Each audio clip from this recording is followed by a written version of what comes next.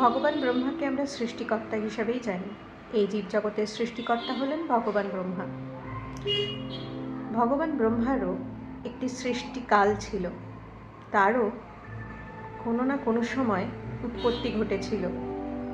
ভগবান ব্রহ্মার উৎপত্তি কিভাবে হয়েছিল এবং ভগবান ব্রহ্মাকে কে উৎপন্ন করেছিলেন, আজকে আমরা সেই কাহিনী আলোচনা করব।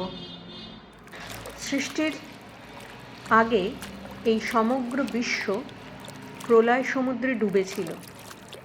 প্রলয় সমুদ্র, যেখানে সব কিছুর ধ্বংস এবং যেখান থেকেই সব কিছুর সৃষ্টি।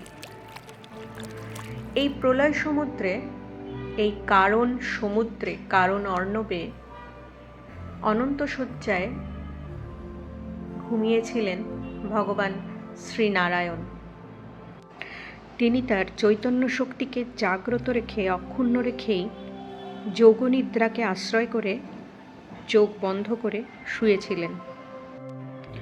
সৃষ্টিকর্ম থেকে এক প্রকার ছুটি নিয়েই তিনি তার স্বরূপে মগ্ন হয়ে, আনন্দিত হয়ে একাগ্রে অবস্থান করছিলেন।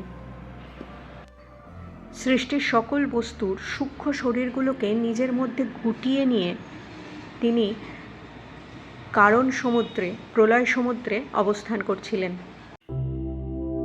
এই লিঙ্গ শরীরগুলো, এই সূক্ষ্ম শরীরগুলো যাতে পুনরায় প্রকাশিত হতে পারে, সেই জন্য তিনি নিজের কাল শক্তিটিকে বাইরে প্রকট করে রেখেছিলেন।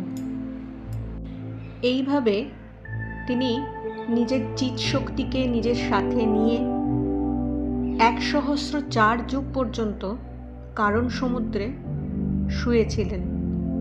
একসময় তার কাল শক্তি তাকে সৃষ্টি রচনা করার জন্য উদ্বুদ্ধ করতে শুরু করল।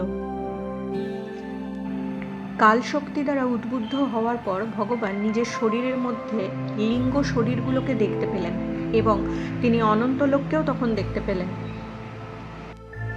কাল শক্তি ভগবানকে রজগুণ দ্বারা উদ্বুদ্ধ করলেন এবং ভগবানের মধ্যে সৃষ্টি রচনা করার কর্ম প্রবৃত্তি জেগে উঠল। ভগবানের নাভিদেশ প্রকাশ পেল। এই নাভিদেশ থেকে সূর্যের রশ্মির মতো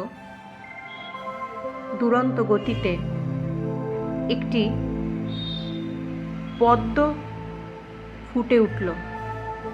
এই পদ্মের বৃন্তের মধ্যেই ভগবান বিষ্ণু প্রবিষ্ট হলেন।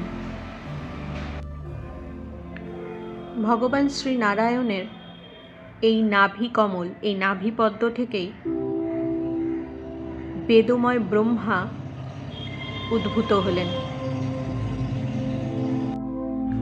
সমগ্র বেদবিদ্যা ভগবান ব্রহ্মার স্বতঃসিদ্ধ।